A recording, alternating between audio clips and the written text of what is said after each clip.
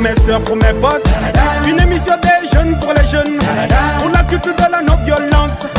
La citoyenneté et le développement. Pour mes frères, pour mes soeurs, pour mes potes. Barada pour des jeunes, Barada avec les jeunes. Barada couleur jeune, émission couleur jeune. Barada. Cette émission est une production de Search for Common Ground en collaboration avec la GIZ sous financement du ministère fédéral allemand de la coopération économique et du développement, BMZ. Chers amis, vous nous écoutez sur la fréquence de votre station de radio préférée. Merci de votre fidélité à cette émission de jeunes produite par les jeunes et pour les jeunes dénommée Barada.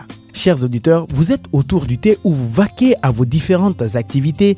Bienvenue dans ce numéro de la semaine dans laquelle nous parlerons de l'entrepreneuriat dans les zones minières. Pour mieux traiter ce sujet, nous sommes allés à Kamsar, une sous-préfecture de Boké située à 45 km du chef-lieu, soit près de 300 km de la capitale guinéenne Conakry. Ici, comme dans la plupart des localités abritant les entreprises minières, les populations attendent beaucoup de ces sociétés. Elles abandonnent souvent leurs activités quotidiennes dans l'objectif d'être employées par celles-ci. L'association des jeunes enseignants de Kamsar, en abrégé AGEC, est née à la fin des années 90. Pour mieux répondre aux besoins liés à la formation des enfants des communautés vivantes en haute banlieue de Kamsar, elle a décidé d'entreprendre dans une école qui a vu jour en octobre 2017. Alpha Omar Diallo, le proviseur, est aussi membre de cette association. Il nous en dit davantage dans ce témoignage de la semaine. Suivez et on se pince juste après. Et voyons que de Kaingisa jusqu'à la cité, ça fait au moins plus de 5 km. Et de là, nous voyons beaucoup d'élèves qui quittaient Kaingisa, Amdallah et Filim à Kassongoni qui descendaient vers les écoles privées de la cité. Il y avait cette école de M. Diallo Taïrou qui était là à l'abandon. C'est ainsi qu'on a jugé utile de venir le rencontrer et il nous a passé cette école en location. Ça c'était en 2009. Et de là maintenant qu'on a voté un montant que chacun de nous a donné. Ils sont venus, on a donné l'avance de 6 salles de classe.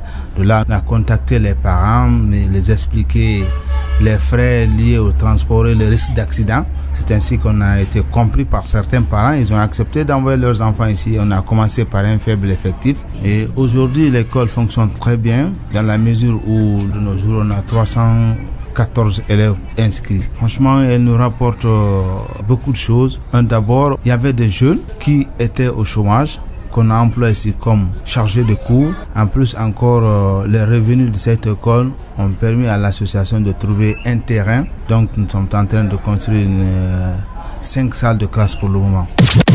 Chers amis, l'association de notre témoin a rendu un service à la communauté et créé de l'emploi à travers cette initiative. À présent, je vous invite à écouter le talk show de la semaine dans laquelle Fodé Pisto, Ibrahima Sori Keita et moi-même avons discuté des avantages de l'entrepreneuriat pour la préservation de la paix à Kamsar. Suivez. Fodé et Ibrahima Sori, vous avez tous les deux écouté le témoignage d'Alpha Omar Diallo qui nous expliquait un tout petit peu comment son association a pu mettre en place une école privée. Je commence par toi, Ibrahima Sori. Que penses-tu de ces propos et de l'entrepreneuriat jeune ici à Kamsar? Ok, merci beaucoup. Comme vous voyez, parmi tant de professeurs, ceux-là ont eu l'initiative de créer cette entreprise, c'est-à-dire ouvrir une école. Bien qu'ils n'ont pas les moyens, donc ils ont pu quand même s'efforcer, tordre les mains jusqu'à ce qu'ils ont eu cette école. Bon, ce que je peux dire d'autres qui n'ont pas fait comme eux, nous n'avons pas les mêmes ambitions.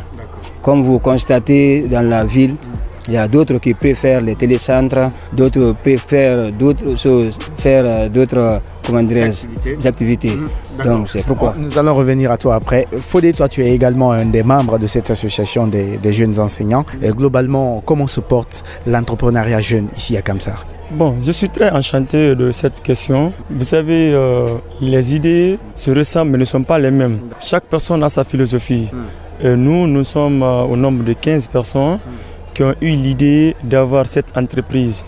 L'école est une entreprise à long terme. Au fur et à mesure que l'année s'accumule, vous avez aussi beaucoup de nombre d'élèves. Alors si tous les jeunes faisaient comme nous, je pense que nous pouvons progresser. Toi qui es enseignante ici à Kamsar, à ton avis, pourquoi les jeunes ne vont pas vers l'entrepreneuriat dans cette sous-préfecture? Au fait, ça c'est leur philosophie. Chacun de nous a sa manière de concevoir le monde. Je me dis quelque part que, au lieu de dire j'attends l'État pour m'aider, je vais dire j'attends mon propre effort.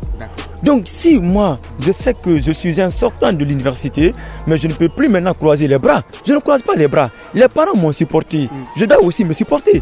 Et mais comment est-ce que je peux me supporter si je ne pars pas vers une entreprise? Ibrahima Sori, est-ce que le fait de dire que ces jeunes comptent sur l'État, c'est ce qui fait qu'ils ne vont pas vers l'entrepreneuriat ici à Kamsar? Bon, d'une part, c'est une vérité. Et d'autre part aussi, si nous prenons sur 1000 jeunes aujourd'hui, le niveau d'intelligence n'est pas là. C'est pourquoi beaucoup se vaguent sur d'autres activités. Sinon, si nous avions tous ces mêmes ambitions, aujourd'hui, personne n'allait compter sur l'État. Chacun allait créer son propre entreprise. Fodé, vous qui avez mis en place cette école, quel est l'avantage de cela pour vous, mais aussi pour toute la sous-préfecture? L'avantage est immense. On dit quelque part, construire une école, c'est fermer des prisons. Les enfants qui sont aujourd'hui dans cette école, certains ont fini, d'autres partent vers l'université, d'autres sont à l'université. Alors c'est pour vous dire que parmi les élèves qui ont quitté cette école, il y aura forcément un ministre, un préfet. Alors si vous formez une personne, vous avez éduqué comme ça une nation. Vous êtes beaucoup plus accentué sur une école, mais quel est l'avantage d'une entreprise pour non seulement pour son propriétaire Ibrahima Sori, mais aussi pour la communauté dans laquelle l'entreprise est mise en place? L'avantage c'est quoi? Là, quand tu crées ton entreprise, tu n'as pas besoin d'aller voir ailleurs. Tu vis aux dépens de tes propres efforts. Est-ce que cela peut avoir un impact sur la préservation de la paix? Ça, l'impact est 100% positif. Parce que quand tu es là, tu t'occupes de ton entreprise. S'il y a pas là ailleurs, toi, ce qui t'intéresse, c'est comment fonctionner mes activités. Peut-être dernière question pour toi, Fodé. Est-ce que lorsque les jeunes vont aller vers l'entrepreneuriat, cela va éviter à ce qu'on connaisse des violences ici à Kamsar? Bien sûr, oui. Vous savez, alors moi, je sais déjà que j'ai une entreprise. S'il y a un mouvement, n'importe quelle nature, mais moi, je cherche à gérer ce que j'ai. Parce que l'argent n'aime pas de bruit. Si vous voyez que des Blancs ne viennent pas dans certains endroits investir, c'est à cause des guerres civiles. Moi, je pense que tous les jeunes ont en tête de faire une entreprise, si petite soit-elle, pendant que les uns réclament la grève, les jeunes qui ont déjà un avenir harmonieux, et ils sont là pour conserver leur avoir. Okay. Alors, Ibrahima Sori Keita, dernière question pour toi. Quel message as-tu à lancer à la jeunesse de Kamsar, à la jeunesse de la Guinée, pour qu'on préserve la paix à travers l'entrepreneuriat? Bon, ce que je peux dire à mes frères, à mes soeurs, à la population guinéenne, vraiment, c'est de donner les mains, c'est pardonner mutuellement, conserver surtout les biens acquis. Quand quelqu'un te fait du bien, par exemple, je prends le gouvernement qui construit des écoles, des édifices publics. Quand il y a grève, vraiment, je dirais à ces jeunes-là de laisser ça. Ça, c'est pour nous. Quand on gâte ça, on revient encore à zéro. Merci Ibrahima Sori Keita et Fodé Pisto Keita. Merci vraiment à vous. Merci beaucoup. Nous sommes très enchantés. Chers amis, mesdames et messieurs, à la lumière des échanges, nous allons approfondir la question de savoir pourquoi les jeunes s'intéressent peu à l'entrepreneuriat à Kamsar. Nous avons rencontré pour vous cette semaine M. Sandouno Ali Houssen, notre expert du jour. Suivez. Monsieur Sandouno, vous avez écouté les propos de M. Diallo. Quelle analyse en faites-vous? Voilà, cette association a été créée juste pour améliorer les conditions de vie des élèves. Parce que si vous imaginez bien, nous avons enseigné dans beaucoup d'écoles privées à la cité. Et dans ces écoles, les élèves quittaient la route banlieue pour y se rendre. La création de cette école a pu sauver assez de vies parce que dans les temps, on avait constaté qu'il y avait beaucoup d'accidents qui se produisaient le long des routes. Mais présentement, nous voyons le contraire. Il y a moins d'accidents parce que si les gens se déplacent de la route banlieue vers la cité, les routes sont vraiment inondées. Alors vouloir freiner cet état de fait, cela diminue au moins les risques d'accident. Kamsar est une zone minière où la CBG et tant d'autres sociétés sont présentes. Mais pourquoi les jeunes ne vont pas vers l'entrepreneuriat dans cette zone? à mon analyse, les jeunes ne vont pas vers l'entrepreneuriat parce que simplement il y a un problème de formation. Ils n'ont pas les outils nécessaires qui puissent les engager vers ce domaine. Deuxièmement, il y a aussi le manque de volonté. Certains sont formés, mais ils n'ont pas la volonté de partir vers là. Pour eux, quand ils finissent avec l'université, seul l'État peut les employer. Mais est-ce que l'État peut employer tout le monde? Non, l'État ne peut pas employer tout le monde.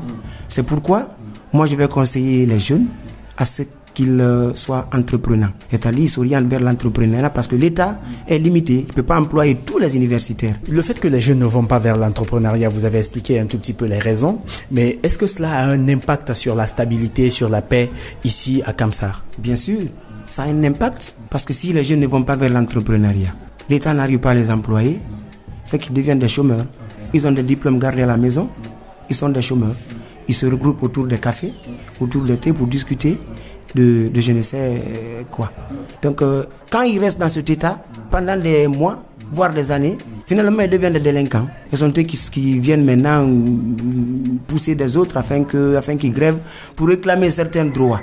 Voilà. Alors que avant de réclamer ton droit, il faut d'abord faire ce qu'on appelle ton devoir. Quel est l'avantage de l'entrepreneuriat jeune aujourd'hui pour la paix, pour la stabilité et pour le développement? L'avantage de l'entrepreneuriat aujourd'hui, non seulement quand les jeunes s'orientent vers l'entrepreneuriat, ils surviennent à leurs besoins, ils peuvent supporter leurs parents. Donc tous ces facteurs peuvent engendrer la paix autour des personnes qui sont à Kamsar. Il se trouve qu'aujourd'hui, dans le lot de la jeunesse guinéenne, il y a certains qui ont envie de créer leur petite entreprise, mais n'ont pas les moyens ou n'ont pas les idées nécessaires. Qu'est-ce que vous avez à conseiller à ces jeunes? Je leur conseille de se former. Quand ils ont leur diplôme, après la formation, il faut aussi suivre des formations par rapport au montage des projets. Si vraiment vous avez des ONG, des organisations qui viennent aussi en aide aux jeunes, ils peuvent venir vers ces organisations.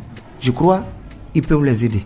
Ils ont des financements, mais même si ils ont des montants pour financer des jeunes, les jeunes doivent d'abord avoir ce qu'on appelle les outils nécessaires et savoir monter des projets bancables. Cela peut peut-être encourager les ONG à les aider. Merci, M. Sandono. Merci beaucoup, M. Diallo.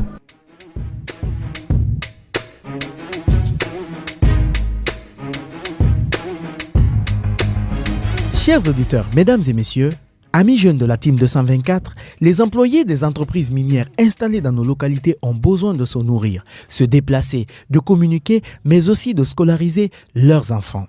Ce qui veut dire qu'ils ont aussi besoin de nous qui pouvons entreprendre dans ces différents domaines.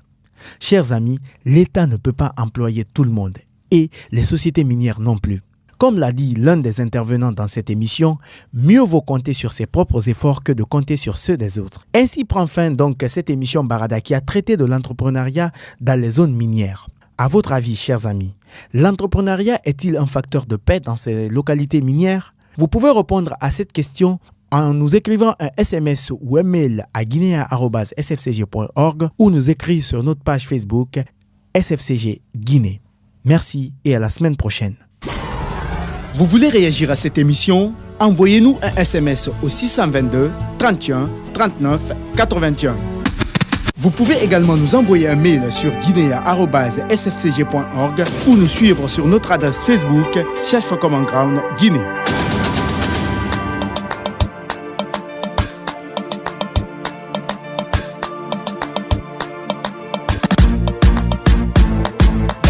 Une émission des jeunes pour les jeunes, pour la culture de la non-violence, la citoyenneté et le développement, pour mes frères, pour mes soeurs, pour mes potes. Une émission des jeunes pour les jeunes, pour la culture de la non-violence, la citoyenneté et le développement, pour mes frères, pour mes soeurs, pour mes potes. Barada pour des jeunes, Barada avec les jeunes, Barada couleur jeune, émission couleur jeune, Barada. Cette émission est une production de Search for Common Ground en collaboration avec la GIZ sous financement du ministère fédéral allemand de la coopération économique et du développement BMZ.